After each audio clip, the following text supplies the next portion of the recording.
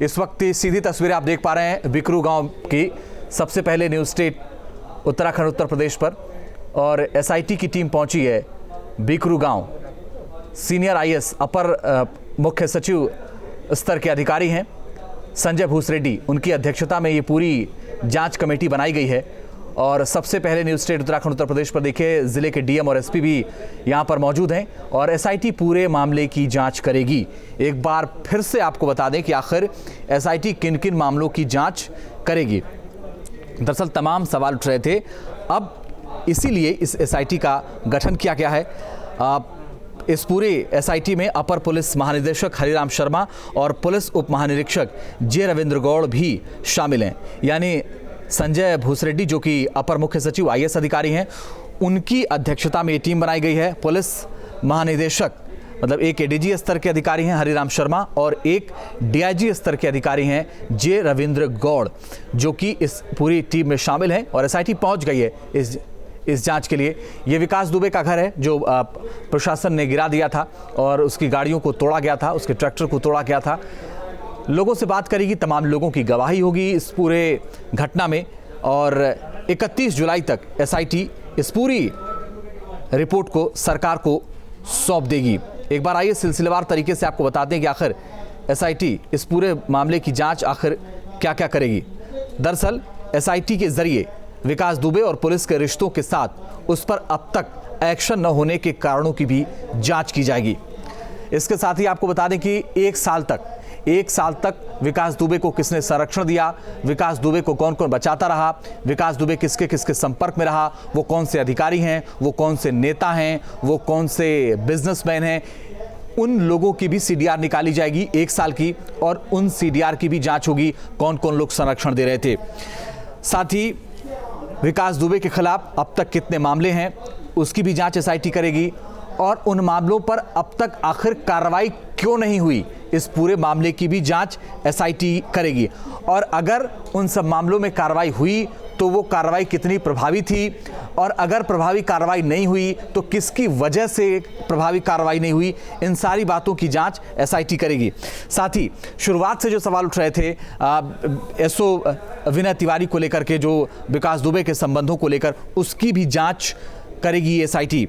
विकास दुबे के खिलाफ शिकायतों पर थाना अध्यक्ष चौबेपुर ने किन अधिकारियों के कहने पर कार्रवाई नहीं की, किसकी वजह से कार्रवाई नहीं की, इस पूरे मामले की जांच होगी। ये सब आपको बताएं। इससे पहले तस्वीरें आप दिखा दें कि पूरा गांव ऐसा लगता है कि छावनी में तब्दील हो गया है।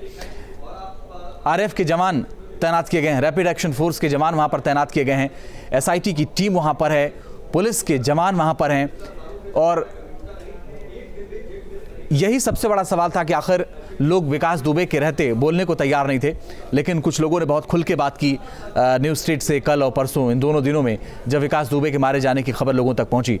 एसआईटी इस पूरे मामले की जांच करेगी, लोगों की गवाही होगी, लोगों से बात होगी और सबसे अहम कि आखिर विकास दुबे को कौन कौन से लोग संरक्षण देते थे, इस पूरे मामले की जाँच की जाएगी। विकास दुबे और उसके साथियों के संपर्क में आए सभी पुलिसकर्मियों के खिलाफ सबूत मिलने पर कड़ी कार्रवाई के भी निर्देश दिए गए हैं, लेकिन वो 31 को बहुत स्थिति स्पष्ट हो पाएगी कि आखिर क्या हुआ था।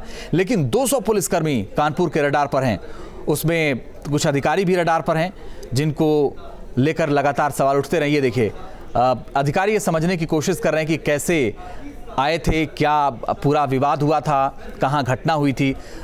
जो स्थानीय अधिकारी हैं वो एसआईटी को पूरी बात समझा रहे हैं। और ये देखिए, जो सिविल ड्रेस में हैं, हाफ शर्ट में, संजय भूसरेड्डी हैं, अपर मुख्य सचिव, और इन्हीं को ये जिम्मेदारी दी गई है। इन्हीं की अध्यक्षता में ये पूरी जांच कमेटी बनाई गई है और यही जांच कमेटी रिपोर्ट सौंपेगी। दरअसल सरकार ये चाहती थी कि इस पूरे मामले की निष्पक्षता सामने आ जाए, जो सच है वो सामने आ जाए, और पूरा देश ये चाहता था कि आखिर सच क्या है इस पूरे मामले में। लोग ये जानकारी चाहते हैं कि आखिर किसके संरक्षण में विकास दुबे अब तक बचता रहा। तो इस पूरे मामले की जांच एसआईटी कर रही है और एसआईटी इस पूरे मामले की जांच कर देगी तो दूध का दूध पानी का पानी हो जाएगा, ऐसा दावा किया जा रहा। क्या होगा ये 31 तारीख को पता चलेगा। लेकिन फिलहाल एसआईटी पहुंच गई है बिकरू गांव में और पूरे मामले की जांच शुरू कर चुकी है। आज संभवतः दिन भर जांच होगी और 31 तक इस पूरे मामले की जांच होगी। इसके बाद एसआईटी की टीम कहां जाएगी, ये बड़ा सवाल है। लेकिन उन तमाम जगहों पर एसआईटी की टीम संभवतः जरूर जाएगी जहां इससे जुड़े लोग मौजूद हैं।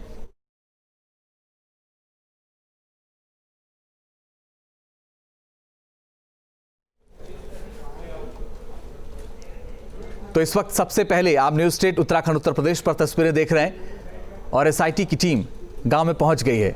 कल ही एसआईटी का गठन हुआ था और आज ही एसआईटी पहुंच गई। संभवतः कुछ दस्तावेज भी एसआईटी की टीम जुटाएगी, कुछ दस्तावेजों की जांच भी होगी, क्योंकि प्रथम दृष्टया तो ये देखा गया था कि विनय तिवारी के संबंध थे विकास दुबे से, इसीलिए 120B के तहत विनय तिवारी और के शर्मा के खिलाफ मामला दर्ज किया गया, उन्हें जेल भेज दिया गया है। लेकिन सिर्फ 2 लोग जेल भेजे गए हैं, अभी 200 पुलिसकर्मी रडार पर हैं और ये पूरी एसआईटी की टीम गांव में मौजूद है। अमित सिंह हमारे सहयोगी जुड़ गए हैं और ज्यादा जानकारी के लिए। अमित, मैं देख रहा हूं कि संजय भूसरेड्डी जो कि अपर मुख्य सचिव स्तर के अधिकारी हैं, जिनकी अध्यक्षता में ये कमेटी बनाई गई है, वो पूरे मामले को समझ रहे हैं और स्थानीय अधिकारी समझाने की कोशिश कर रहे हैं। ये कहां जाएंगे, कोई जानकारी है क्या? देखिए, लगातार मौके पर जिला प्रशासन के जितने अधिकारी हैं, चाहे वो डीएम हो, एसएसपी हो, चाहे वो एडीजी हो, सब मौके पर मौजूद है और बताया जा रहा है कि वो अभी क्राइम सीन पे हैं और इसके बाद वो लगातार गांव वालों से भी बातचीत करेंगे।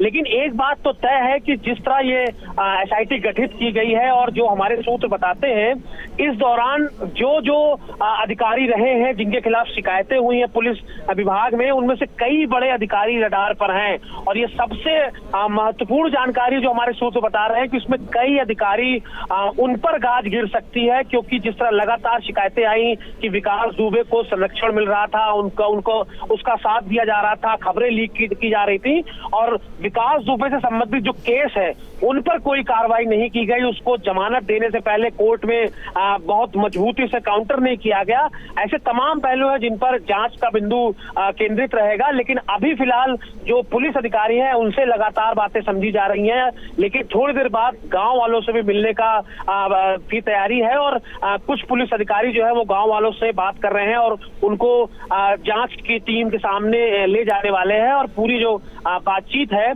वो कुछ देर तक चलेगी। उसके बाद ये निकल के आएगा। हम कोशिश करेंगे कि जो अधिकारी हैं उनसे बात करें, लेकिन फिलहाल मौके पर एसआईटी की टीम है और लगातार वो जांच अपनी आगे बढ़ा रही है।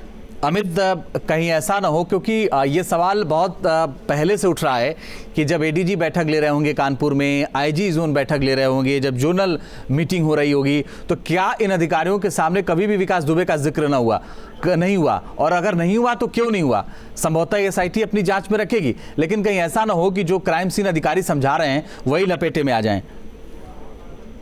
बिल्कुल सही कहा आपने अंजीत, क्योंकि लगातार ये जो दुर्दांत था विकास दुबे, इसके विरुद्ध लगातार जन शिकायतें आती थी। थानाध्यक्ष चौबेपुर हो या अधिकारी हो, ये लोग लगातार क्राइम मीटिंगों में बैठते थे, क्राइम मीटिंग खूब होती थी।